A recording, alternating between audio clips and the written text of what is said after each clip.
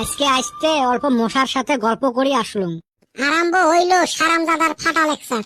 তা মশার সাথে তোর কি গল্প হইল? এমনে ওমার কাম কাজ নিয়ে অল্প পুছতাছ করলুম। তা কি কি পুষ করলু? ওমাক পুছ করলুম তোমরা পোষা পানিত কে ডিম পারেন। তা মশাই কি কয়?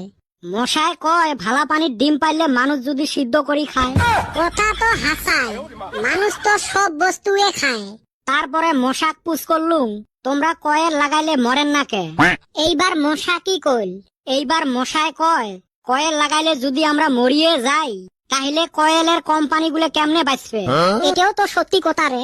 মুই ফির মশাক পুছ করলুম তোমরা মানুষের কানের বগলত আসি অত গান কনকে।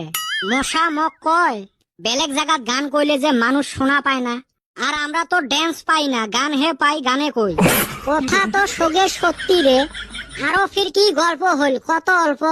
ফির পুছ করলুম মশাক আচ্ছা তোমার পুরুষ মশাগুলো বলে রক্ত খায় না, তাহলে ওমরা কি খায়া বাঁচি থাকে।